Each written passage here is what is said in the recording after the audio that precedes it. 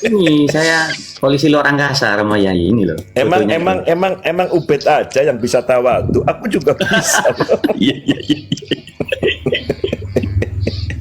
Ya, saya juga mau nambahin narasinya Bang Acong ya. Memang betul mayoritas apologet itu tidak berpihak kepada PWI memang. Tapi ada beberapa lah seperti Bang Acong ini, saya, Prof Menahem, dan teman-teman yang sudah senior lah untuk masalah ini dunia apologet itu. Jadi Bang Acong nggak usah berkecil hati. Senior-senior Anda itu berpihak kepada masalah ini gitu loh. Ya itu aja saya tambahan saya. Terima kasih. Enggak. Saya I am a free man. Saya ini orang bebas ya. Walaupun dituduhkannya pasti pendukungnya Ki Imad ya. Saya tidak mendukung orang. Saya ini penikmat debat. Kayak contohnya begini, waktu itu di Komalnya siapa ya? Seorang Muhibin Sejati itu. Terus saya bilang, saya izin naik nggak? Karena ini bahasannya di dunia saya nih. Nggak dikasih tuh, wah dia udah tahu kan ini, jangan-jangan nanti nyerang nih. Saya izin naik, kalau nggak dikasih naik ya nggak apa-apa. Udah lama nih nunggu setengah jam, akhirnya dinaikkan. Nah saya bilang, karena bahasannya bukan yang lain-lain, mengenai divisi kemanusiaan dari yang sudah dibubarkan. FPI itu punya divisi kemanusiaan, dan saya sejak pulang ke tanah air dari tsunami Aceh sampai terakhir di Cianjur itu selalu ikut ke ground zero hari-hari pertama, dan itu saya akui bahwasanya mereka bagus. Divisi ini ya, saya nggak bicara divisi yang lain, datang duluan pulang belakangan gitu. Nah perdebatannya pun juga perdebatan yang adil. Mengenai teman-teman, saya nggak pernah maksa untuk supaya ikut. Bahkan saya tegur ketika ada orang menyeret-nyeret sebuah yayasan untuk masuk ke situ. Gara-garanya ada Gus Wafi kan, seolah-olah jangan ngelawan Gus Wafi, dia kan guru kita. Saya nggak malu kok ngakuin Gus Wafi itu guru saya juga. Tetapi bukan berarti untuk hal yang salah kita bela. Saya punya keyakinan, punya dalil, punya kajian, walaupun bukan ahli nasab. Nah, jadi saya bilang, seorang ulama, contohnya Ibnu Khaldun yang mengatakan bahwa bumi itu datar, itu kan pendapat dia, karena dia bukan ahli astronomi. Jadi seorang ulama, alim ulama lah saya bilang secara umum, boleh jadi salah dalam melakukan pendapat, tetapi haram untuk berbohong dan juga membela kebohongan. Monggo, stand by. Betul. Sepakat. Itu salah satu kaidah yang saya pakai dan beberapa teman-teman pakai juga. Mungkin Bang Acong nggak kenal saya ya, karena kan mungkin saya dulu ya adalah itulah. Tapi saya apresiasi untuk teman-teman apologet yang nalarnya sehat, mau berpikir objektif gitu aja. Siap.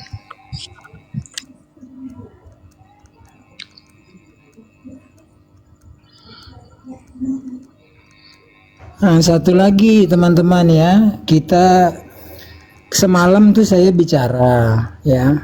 Nah, terus udah gitu bagus karena kemudian bicara solusi. Nah, saya coba gagasan ini, saya terus akan berputar di tiap koma, menyatukan kita pendapat dengan cara adu argumen supaya makin mateng. Bagaimana mungkin kita bisa menyelesaikan masalah kalau masalahnya aja nggak ngerti?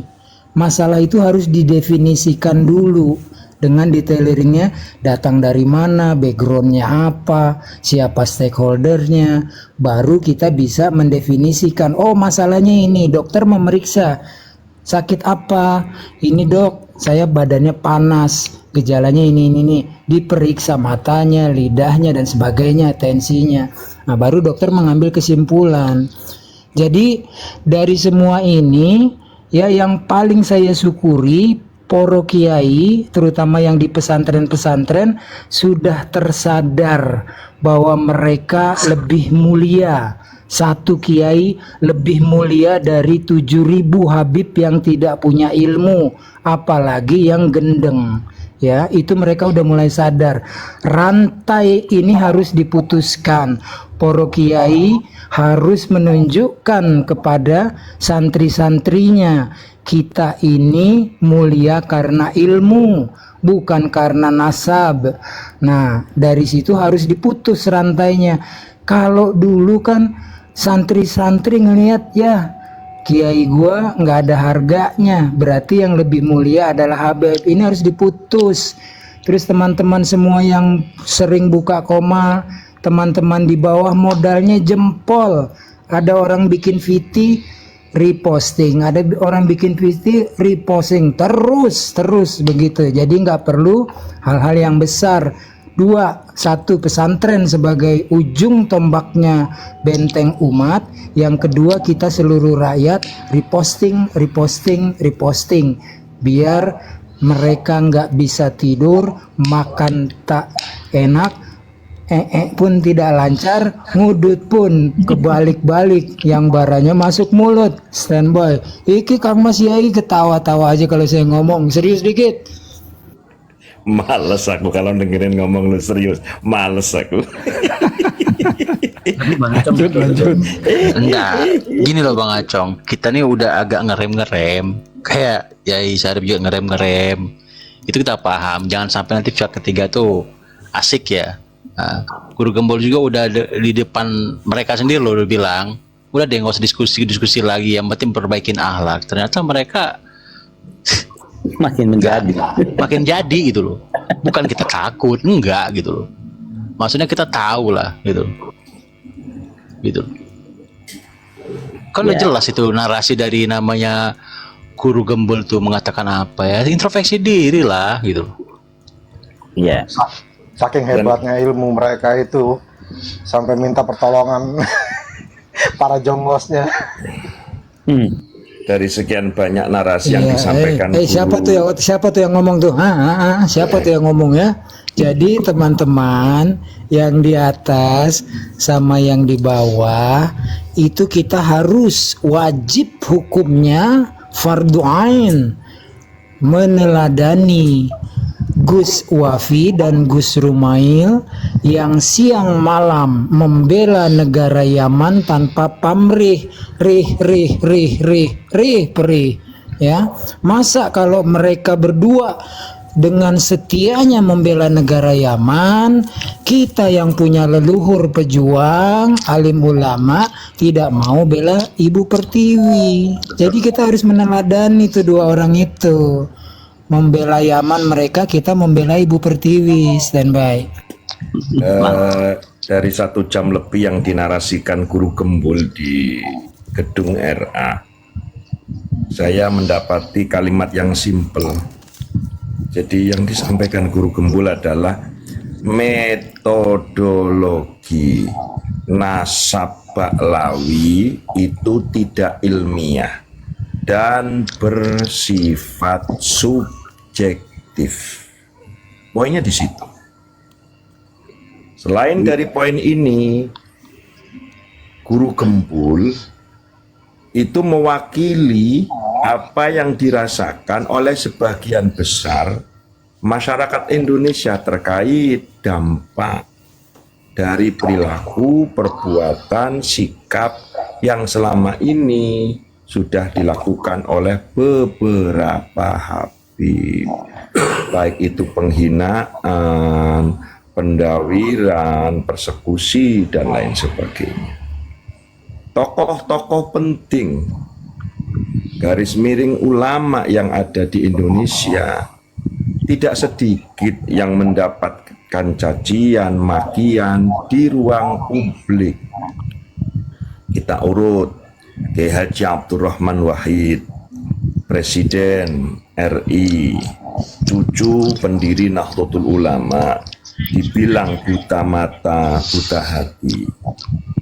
Kiai Haji Ma'ruf Amin, Rois Am PBNU, Ketua Umum MUI, dan saat ini menjadi Wakil Presiden Republik Indonesia, dibilang oleh Habib di ruang publik dengan cacian hinaan, disebut nama binatang. Kiai Ma'ruf disebut babi oleh Habib. Kiai Said Akil Siroj, Ketua Umum PBNU 2 periode, selama beliau menjabat dihina, dicaci maki oleh beberapa habaib, dibilang Syiah, liberal dan lain sebagainya. Demikian juga ketua umum Gerakan Pemuda Ansor yang notabene sebagai Menteri Agama Gus Yakut dibilang iblis, dibilang dajjal, dan banyak sekali hal-hal yang tidak mencerminkan adab perilaku orang Nusantara. Nggak usah menjadi cucu Rasul deh.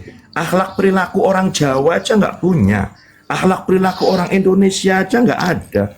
Kok ngaku cucu Nabi? Setelah ditelaah, diteliti, cek and recheck dari daftar pustaka, kitab, manuskrip, arkeolog, filolog, sampai tes DNA, ternyata Habib Baklawi adalah mantan cucu Nabi Muhammad Shallallahu Alaihi Wasallam. Satu hal, kemuliaan orang itu jelas digambarkan di dalam Al-Quran dengan apa? Inna akramakum indallahi atqakum. Kemuliaan ada pada nilai takwa. Yang menyebabkan orang itu martabatnya menjadi tinggi bukan nasab. Yarfa'illahu alladhina amanu minkum walladhina utul ilma darajat. Dan satu tambahan apa yang disampaikan oleh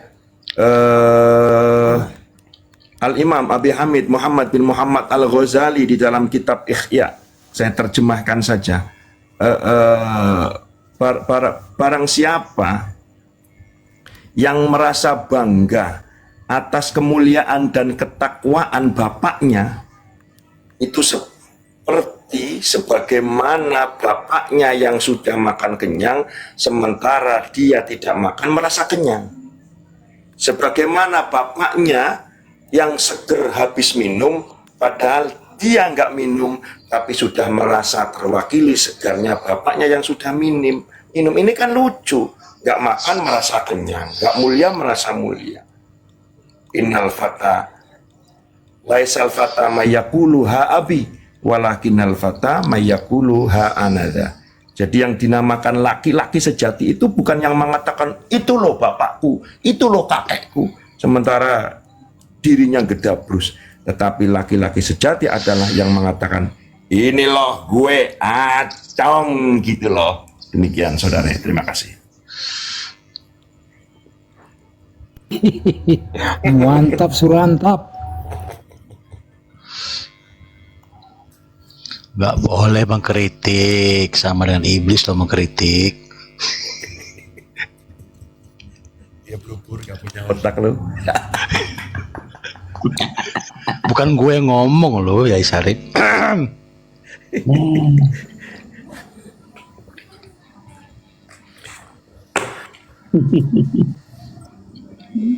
Kalau ada narasi itu nanti ada yang mengatakan begini, wah berarti Nabi Muhammad otoriter dong. Kakak,